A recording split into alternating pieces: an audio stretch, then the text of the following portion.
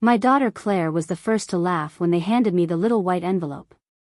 It was my retirement party, 43 years of service, 4 decades of early mornings, missed birthdays, skipped lunches, and quiet tears in bathroom stalls, and they gave me an envelope with congratulations embossed in curling gold letters. I remember the sound of the paper tearing as I opened it, the way the fluorescent lights above hummed like bored bees, and the way everyone leaned in, expectant. A check. $1,000. That was it. Claire clapped her hands dramatically and said, "Wow, Mom, don't spend it all in one place." The room rippled with polite laughter, even from my colleagues who knew better. I smiled too, though my hands trembled as I folded the check back into the envelope and slipped it into my handbag. My husband, George, had been gone 10 years by then, and there was no one left in the world who truly knew how much that job had taken from me. They cut the cake. They gave me a bouquet that smelled faintly of plastic. Someone played a slideshow of pictures from the 80s and 90s, my younger face glowing on the screen, always standing at the back of group photos like a ghost who had never quite belonged. And as everyone cheered and hugged me, I stood very still inside myself, like I was watching it from behind glass. No one knew what that company had done to me. No one knew what I had done to them either. That night, after everyone left, I sat at my kitchen table alone. The house was too quiet. I could hear the clock tick, the refrigerator hum, the soft patter of rain outside. I took the envelope from my bag and stared at the neat numbers on the check, $1,000. Claire thought it was funny. My son, Matthew, hadn't even shown up. He'd texted that morning, "Sorry Mom, busy day, congrats though." My grandchildren had posted little party emojis in the family group chat and gone on with their lives. None of them knew the truth, that every year of my life had been poured into that place. That George and I had sacrificed dreams, vacations, our own business idea, even our health, so I could stay steady, dependable, loyal. And none of them knew that the company had owed me so much more than $1,000. Because locked away in a safety deposit box in the old downtown bank was something George and I had built, something no one remembered, something that, legally, still belonged to me. I had almost forgotten it myself, until that night, staring at the check, tasting the bitter iron of old anger on my tongue. Claire had laughed. But I wasn't done yet. The next morning, I opened the old cedar box in my bedroom, the one that smelled of mothballs and lavender, and pulled out the brass key George had given me 37 years ago. It was tarnished green, cold in my hand, and engraved with 3 words I had not seen in decades. For our future. I closed my fist around it like a prayer.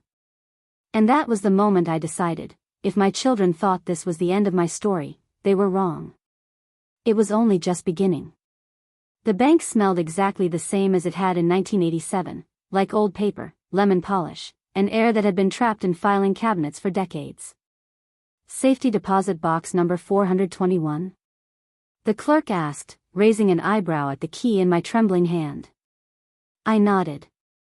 She disappeared behind the heavy steel door, her heels clicking like typewriter keys. I waited on the leather bench, my heart hammering. My hands were dry and cracked. I wondered if George would have smiled at this moment or if he would have shaken his head and told me I was being dramatic again. When she returned, she slid the narrow metal box onto the table. I unlocked it, the old brass key groaning in the lock like it was waking from a long sleep. Inside was a manila envelope, thick with folded papers. And on top, George's handwriting, his looping, impatient scrawl, on a yellowed note. If you're reading this, love, it means we never got the chance. But maybe you still can. G. I pressed the paper to my lips. My eyes blurred. Then I opened the envelope. Inside were documents, the patent papers we'd filed in 1986 for a machine George had invented, a simple device that sorted and counted micro-components faster than anything else at the time. He'd been an engineer, brilliant and stubborn, and he had designed it in our garage while I typed up his diagrams late at night after my shifts. We'd pitched it to my company, thinking they'd partner with us. Instead, they'd smiled politely, and quietly built their own. George had wanted to fight it in court. I had begged him not to, our children were young, we had no money for lawyers, and my job provided our health insurance. So he buried the patent, and I went back to work like nothing had happened. But looking at the documents now, I realized something that made my breath catch. The patent had never expired. It was still active. And the company had been using George's design for decades, making billions. It was theft. Clear as day. And technically, legally, the patent was mine now.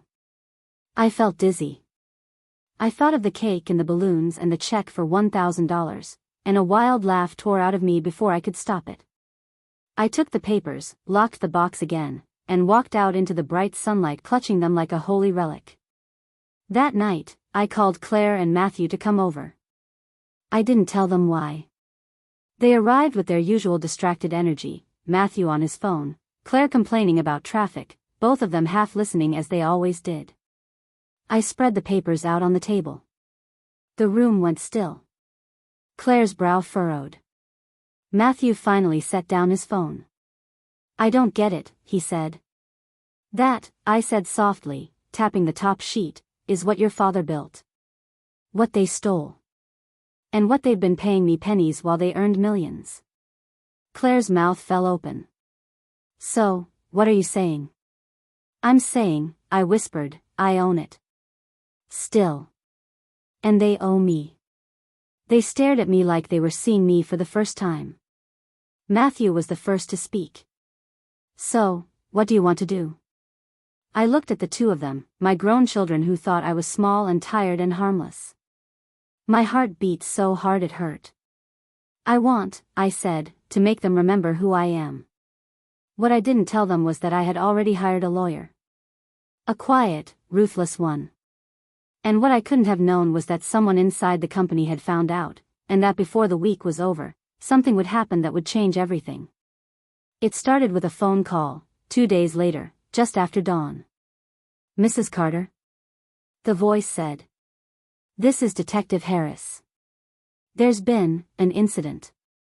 The company's CEO, Douglas Reed, had been found dead in his office. "Heart attack," they said. "Sudden. Natural causes." But as I hung up the phone, a strange chill swept over me, like a shadow brushing my skin. Because Douglas had been the one who knew about George's design. The one who had stolen it. The one who had signed the settlement offer my lawyer had sent just 3 days before he died. And now, he was gone. The company scrambled. They called me within hours. Not to express sympathy, no. To negotiate. They wanted it all buried, quietly, cleanly, and they were willing to pay. When I told Claire and Matthew, their eyes went wide. "How much?" Matthew whispered. "Enough," I said. "More than enough." The settlement check arrived a week later. I didn't tell anyone the number. I didn't need to. All that mattered was this: I had taken back what they stole from George. From us. I went to the cemetery that night. The grass was damp, the wind cold on my cheeks. I sat by George's stone and told him everything, my voice breaking in the dark. "I did it," I whispered. "I finally did it." And for the first time in years, I felt light. Free. When my official retirement party rolled around, the real one, with my family gathered and the legal paperwork signed and done, I handed the company's little $1,000 check to my granddaughter to frame as a joke. Everyone laughed. They thought the story ended there. They didn't know what was coming next. Because after the cake and the speeches, the lawyer walked in quietly, holding a thick envelope. He read George's name aloud. He read the settlement clauses, the transfer of funds, the trust one had set up. My children froze. My grandchildren stared. I had left everything, not to Claire or Matthew directly, but to my grandchildren. All of it. Millions. On one condition, that they use it to build something of their own. Not to hoard, not to waste. To create. Claire's fork clattered onto her plate. Matthew's face flushed red. "Mom," he whispered. "You skipped us." I smiled through tears. No, I said softly. I just finally chose what mattered most. Your father believed in building futures. And that's what this is. The room was silent. Utterly still. Then my granddaughter, little Sophie with her wild curls, climbed into my lap and whispered, "Thank you, Grandma. We won't waste it." I held her tight. My hands were shaking. My heart felt like a bird taking flight. And as they all sat in stunned silence, I looked around the room, the people I had loved, hurt, and forgiven, and thought, maybe now they'll understand who I really was. If this story touched your heart, take a moment to reflect on the quiet sacrifices someone once made for you. Behind every smile, there's a history of battles no one saw, just like hers. Share this story with someone who needs a reminder that strength doesn't always roar, sometimes it whispers through decades of love. Leave a comment telling me who your unsung hero is. I would love to read about them. And if you want more heartfelt stories like this one, don't forget to subscribe. Because every hidden heart deserves to be heard.